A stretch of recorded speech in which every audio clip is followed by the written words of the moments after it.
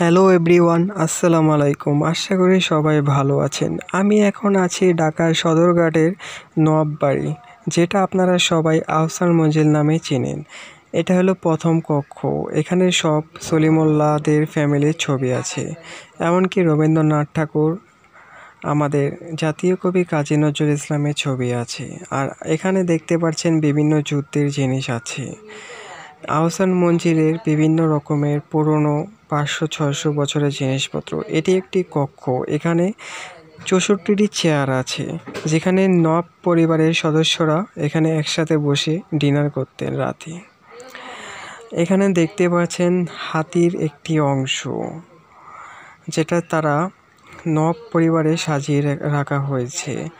এই গেটটি দেখতে পাচ্ছেন, সেই গেটটি পুরোটাই পিতলের তৈরি। তার কারুকাজ করা হয়েছে জার্মানের একটি ওয়েদার হোপস অ্যান্ড সিনটন ওয়ার্কশপে। এখানে বিভিন্ন রকমের পিতলের জিনিসপত্র আছে আদিকালের। এখানে সব নবাবদের ছবি, সলিমুল্লাহর পুরা হোল ফ্যামিলির ছবি এখানে আছে।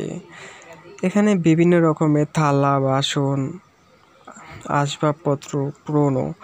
এই যে 192টা কক্ষের একটি আলমারি দেখছেন, এটা একটা সিন্ধু, পুরোটাই পিতলের তৈরি। প্রত্যেকটাতে লকার স্থাপিত করা হয়েছে। নবাব পরিবারের সদস্যরা এখানে তাদের ব্যক্তিগত দলিল, টাকা পয়সা, গয়না রাখতেন। এখানে আমি ঘুরে ঘুরে ভিডিও করছি। এখানে ঈদে বিভিন্ন রকমের মানুষ এসেছেন ঘুরতে। আমি এখন নিচের কক্ষ ঘুরে সিঁড়ি দিয়ে 2য় তলায় অবস্থান করছি। পুরো সিঁড়িগুলো দেখতে আকর্ষণীয়, অনেক সুন্দর।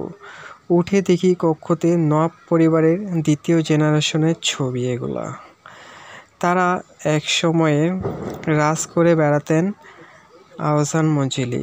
আহসান মঞ্জিল আগে নবাববাড়ি নামেই পরিচিত ছিল, এখনও আছে, কিন্তু এখন আহসান মঞ্জিল নামেই পরিচিত। এখানে আরেকটি কক্ষ দেখতে পাচ্ছেন, সেই কক্ষতে বিভিন্ন চেয়ার, বই, তারপরে গেট, আসবাবপত্র পুরনো দিনের আছে, যেগুলো নবাব পরিবারের সদস্যরাই ব্যবহার করতেন।